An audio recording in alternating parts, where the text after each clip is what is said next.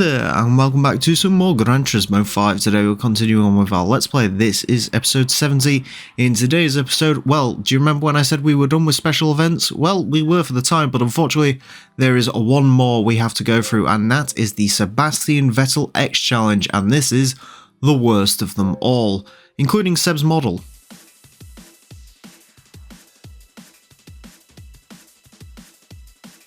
Hi, my name is Sebastian Vettel. I'm a professional race driver here to introduce you to a really cool car that exists only in the world of Gran Turismo. The car is a bit strange and futuristic.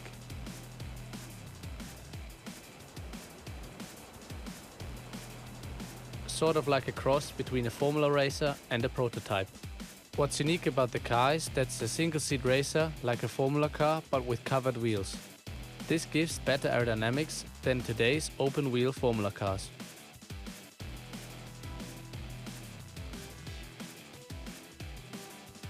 In open-wheel cars, aerodynamic performance is compromised by the huge air turbulence created by the tires.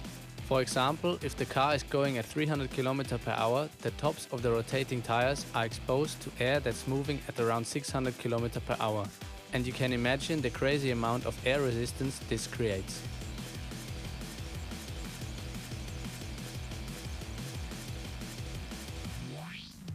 But because the car has wheel covers that eliminate turbulences and improve airflow, this isn't a problem. On top of this, the cockpit is covered with a smooth, clear canopy like a jet fighter plane, making the car even more aerodynamic.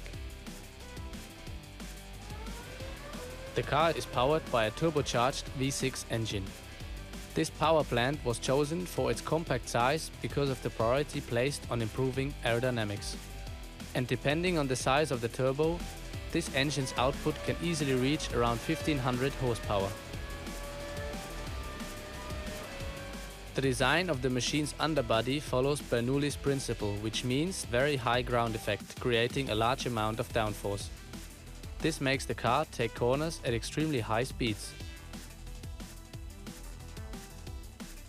Thanks to great aerodynamics and horsepower, it can easily reach around 400 km per hour on a straightaway.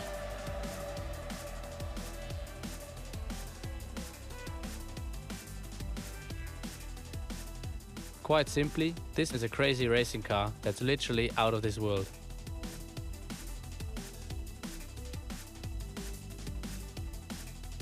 So let's get going with our first lesson.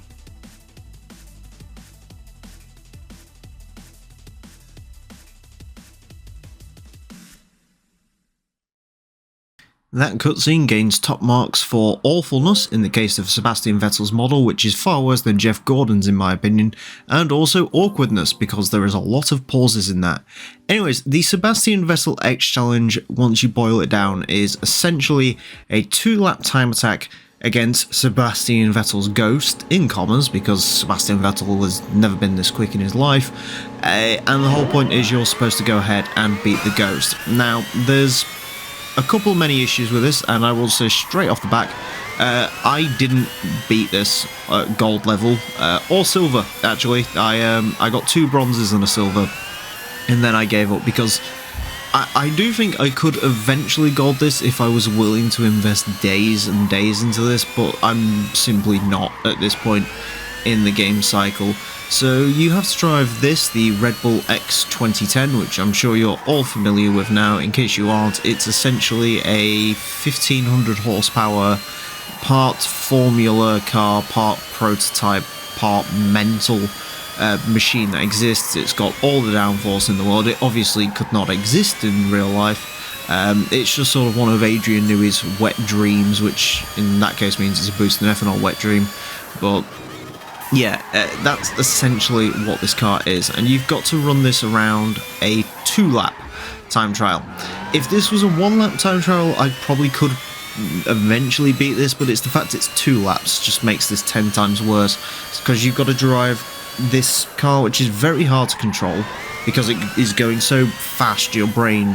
For me personally, I like a slower car with handling. You know, I don't like a lot of turn-in grip, I just like a lot of just overall grip. and this is, you know, it's all turning, there's grip, and the gap between just losing the car and it spinning off and it staying planted, it's so... there's no difference, essentially. It feels very strange and random to drive. It's hugely quick, and if you get it right, it is mental fast, but, you know, even putting this run together, this was a couple of hours. It's just a very hard car for my brain, for me personally, to drive, and as a result, I didn't beat this challenge. If it was one lap, I probably could do it, but because it's 2 laps, because you got to stay consistent with such an inconsistent package, for me, I just found it impossible. Even running into those beanbags at the end of that straight there, you know, it's not a great run, but it's about as good as I could get. Also, to compound this, you can't drive off the track, which is weird because that's something they don't usually enforce during these, although there is a few sections where you can. And also the tracks they use, the Nurburgring GP track, not a track I particularly enjoy.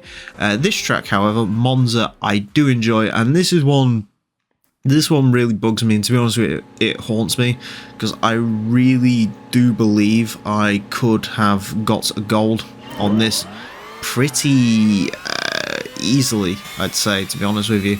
It was just, yeah, I just got... because I am having to do 2 runs, it's staying lucky with it. And the reason why I could have done this is because you can actually cut a fair amount of the track. It's just trying to stay consistent, even at a track like Monza, which is notoriously easy in terms of driving it. You know, the amount of times I'd fuck that corner up right there. These 2 corners here I don't particularly like, but the rest of the track I'm pretty good at. But it's just trying to stay consistent with it, and there is so many mistakes in this run where I was only 0.4 off. This is what really irritates me. I do believe gold on this was very possible, but of course, you know, you also have to think at the end of it, even if I could get gold on this one, I would not be able to do it for the life of me. When it comes to the Nurburgring or the next one, Suzuka, I just personally find it impossible to do so. You know, there are people out there who can do it. Rhino's done it, and Chicane also beat this in gold, so if you want to go watch them for an idea of how to do it, go for it. But for me personally, I just wasn't able to do it. One thing I did find that did help was jacking the controller sensitivity up, just so I could, because the Red Bull's so snappy with the way it turns into corners, I found that really did help just sort of snap the car into corners. So that is something I would suggest you do, and other than that, just stick with it for a few hours. But, you know, if I drove this day in, day out, I'm sure I could eventually get to the point where I could get gold in this. And, you know, it is a bit of a shame to say, look, something defeated me. To be honest with you, my line through Parabolica there was also diabolical. But yeah, as you can see, 204.4, and there was definitely 0.4 of a second, maybe even in that Parabolica at the end. It's just your brain trying to keep up with what the car's doing and where it's moving and how it's working. It's just, yeah, it's not a fun one. Also, there's a lot of XP on offer from this, which also made it a bit sad that I wasn't able to get gold, because, you know, XP's kind of useful because the leveling system in this game is kind of trash. So yeah, a little bit of a shame we couldn't quite pull something together there. And the final one is Suzuka Circuit, which again is back to another one where I'm personally not going to be able to compete here, because Suzuka is not a track I like, I'll be honest. I appreciate its history, I like the fact it's in Japan, but for me, any game where I've driven this track, I just don't like. I don't like the Suzuka S's. You know, the first corner's okay, but even there you can see I'm sort of struggling with it. The other thing to also keep in mind with this is it suffers from a Gran Turismo problem, which is very prevalent in 5 and 6, and that it constantly overheats the tyres. The tyres can't quite keep up with the level of downforce this car offers. You might be able to see in the bottom corner the red tire readout just sort of blinking and going all over the place because, you know, the game can't physically keep up with what the car's doing in terms of its tires, which is a bit of a hassle to deal with, it does have to be said.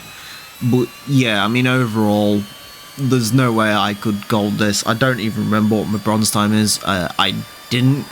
Out of all of them, Suzuka's the one I played the least, just because I think it was around doing the Suzuka one where I sort of reached the point of like, yeah, I'm just not going to be able to do this, which again feels bad. Now I was tempted to ask politely if I could use someone else's gameplay for this, but you know, I shall show my weaknesses off during this, and it's not exactly like, you know, I don't fully go license tests and stuff. If I can't complete something, unless there's a big prize at the end of it, which in this case, you know, there's money and a couple of cars, but they're nothing like well, you'll see what I mean when I say they're not actually the most interesting prizes. So, yeah, I mean, at the end of the day, I'm not gonna... If I physically can't do something, you know, maybe this is a bad show of my character, maybe I should always be looking to try and strive and push myself, but there's only so much I'm willing to put into this.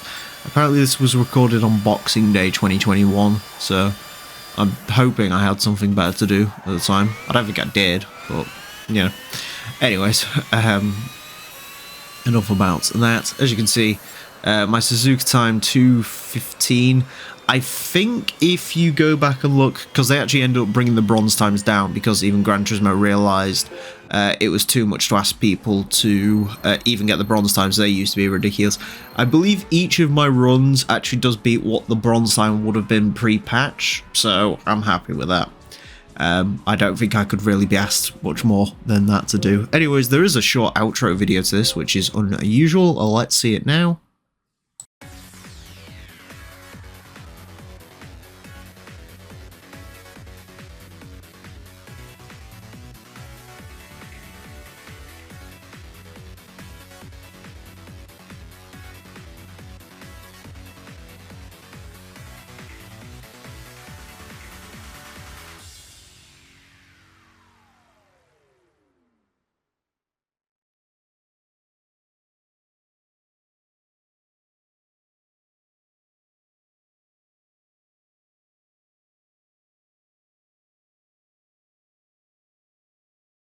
I'm just thinking about how awful that Sebastian Vettel model is.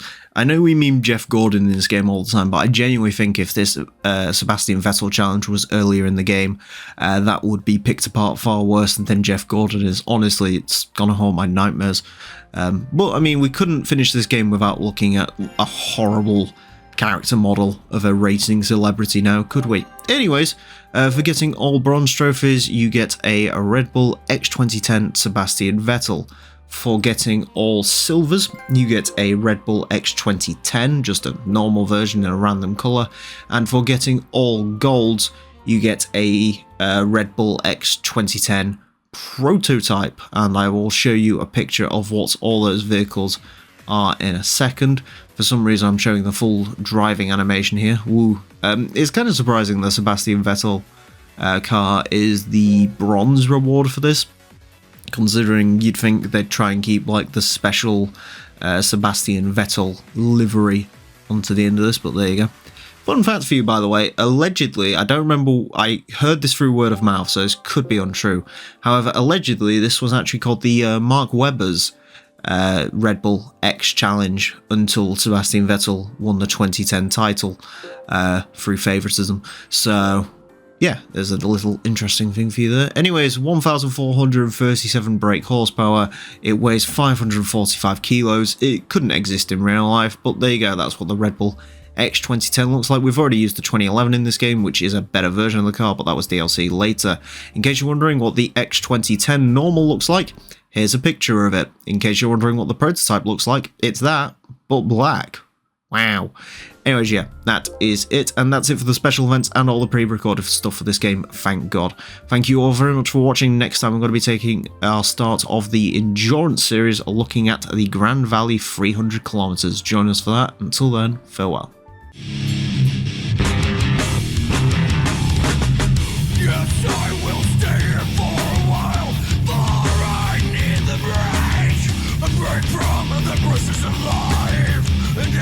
is laid in the palm of a license. License.